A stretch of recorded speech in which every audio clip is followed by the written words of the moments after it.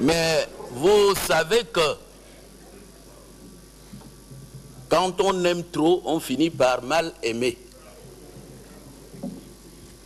Au risque de cafouiller avec l'objet, j'allais dire, de votre amour.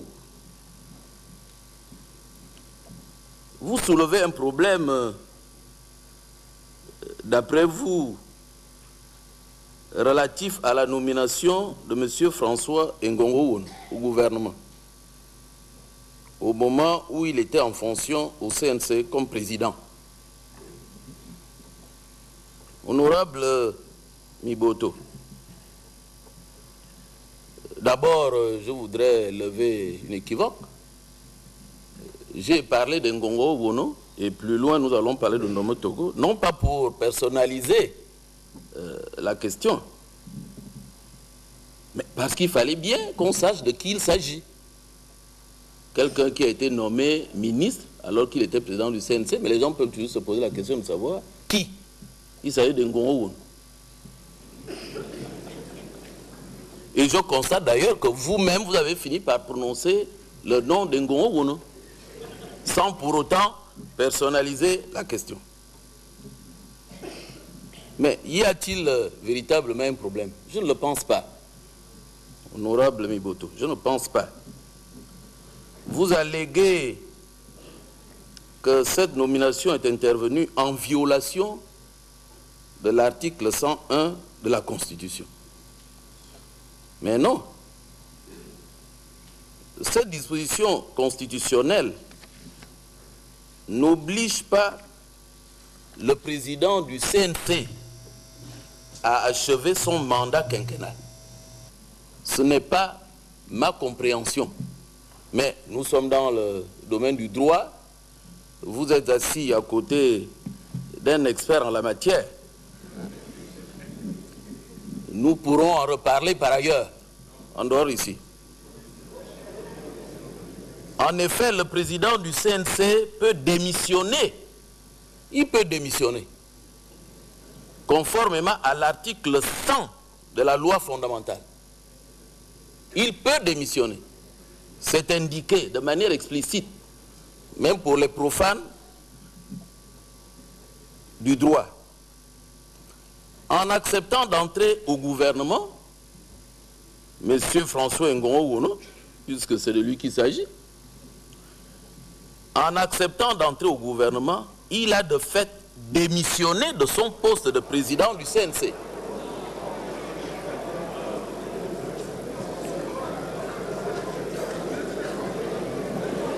Ne vous agitez pas, ne vous agitez pas.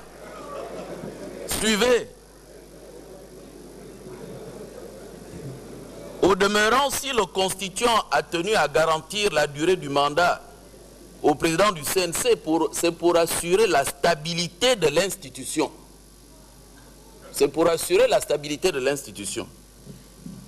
Il n'est nullement fait interdiction au titulaire de la fonction de président du CNC de démissionner. Ce n'est écrit nulle part. Le président du CNC peut démissionner. La vertu de cette disposition est de laisser le libre arbitre à l'intéressé sans qu'il puisse, j'allais dire, subir des représailles. Sinon, ce serait dangereux pour les citoyens que nous sommes, que lorsque nous accédons à des fonctions, nous ne soyons plus en mesure d'en partir. Dans quel pays serions-nous, Monsieur le Président de l'UGDD? Et je voudrais préciser qu'en droit, une interdiction ne peut être implicite.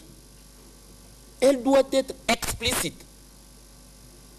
Et l'interdiction n'apparaît nulle part de manière explicite dans la Constitution. Dans le même registre, vous parlez de la nomination de M. Emmanuel Ndomo Togo comme président du CNC là aussi, oui, bien sûr, c'est une démission de fait dès lors qu'il accepte une autre fonction.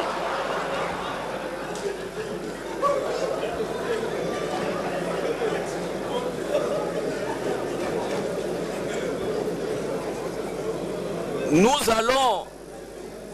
allons examiner cette question au plan de l'incompatibilité. Parce que c'est de ça que vous parlez aussi. S'agissant des incompatibilités auxquelles vous faites allusion, leur régime juridique dispose qu'elles s'appliquent de manière automatique.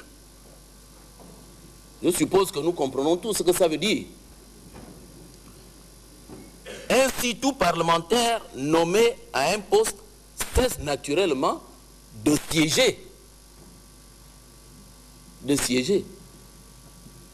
Le principe demeure donc que le parlementaire nommé doit choisir entre le nouveau poste et l'ancienne fonction, bien entendu.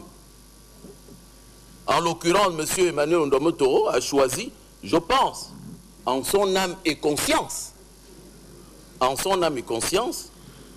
de devenir président du Conseil national de la communication, renonçant ainsi à son mandat de député, parce que ça arrive que quelqu'un renonce à son mandat de député.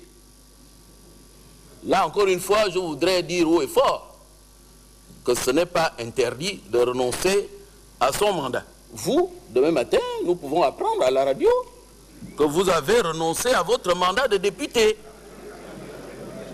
Moi, personnellement, je ne serai pas surpris. Dès lors que je comprendrai que vous avez trouvé intérêt ailleurs, c'est tout à fait humain, c'est normal et c'est politique. Dès lors, il n'y a pas, contrairement à ce que vous prétendez,